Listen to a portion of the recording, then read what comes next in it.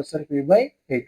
So by 2 అయితే వెళ్తుంది. So అయితే మనకేం ఫైండ్ అవుట్ చేయండి, రేషియో ఆఫ్ R2/R1 సర్క్యూట్లో వాళ్ళు ఇచ్చిన కండిషన్ అప్లై చేద్దాం. ఫస్ట్ ఇక్కడ వోల్టేజ్ V తీసుకున్నాం.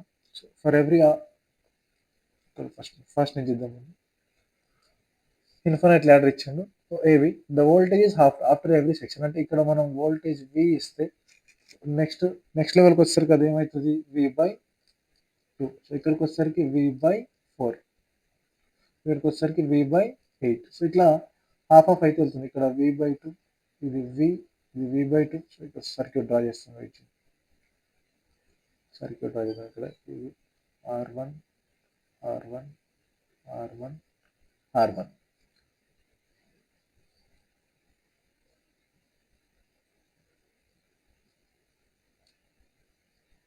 ఇది ఇన్ఫినైట్ ల్యాడర్ సర్క్యూట్. ఇక్కడ వోల్టేజ్ ఏమవుతుంది, for every section it is become half, అంటే హాఫ్ అయిపోతుంది. ఇక్కడ వోల్టేజ్ V ఇస్తే ఇక్కడికి వచ్చేసరికి వోల్టేజ్ ఏమైంది, నెక్స్ట్ సర్క్యూట్లోకి వచ్చేసరికి ఏమైంది, ఇక్కడికి వచ్చేసరికి V/2. సో ఇక్కడికి వచ్చేసరికి V/4, ఇక్కడికి వచ్చేసరికి V/8. So for every section it is becoming half. First దాంట్లో V ఉంది, సెకండ్ దాంట్లో V/2, థర్డ్లో V/4, బై 2 అయితే వెళ్తుంది. సో అయితే మనకి ఏం అడిగిండు, ratio of R1/R2, find the value of R1/R2. So ఇక్కడ ఇవన్నీ R1,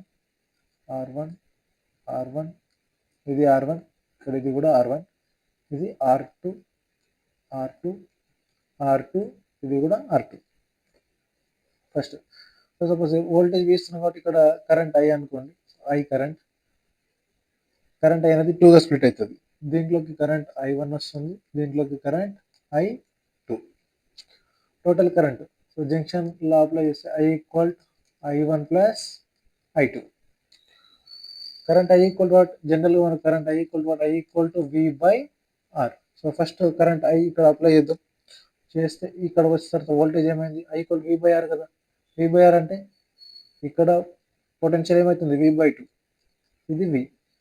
so current I equal to delta V/R కూడా రాయొచ్చు, డెల్టా V/R. డెల్టా V అంటే ఏమవుతుంది, initial potential V minus finally V/2 by resistance. ఎంత ఉంది ఇక్కడ resistance, R1, is equal to next I1.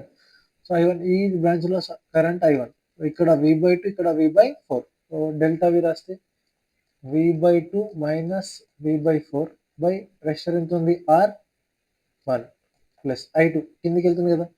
ఇది పొటెన్షియల్ V/2, ఇక్కడ పొటెన్షియల్ 0. సో ఇది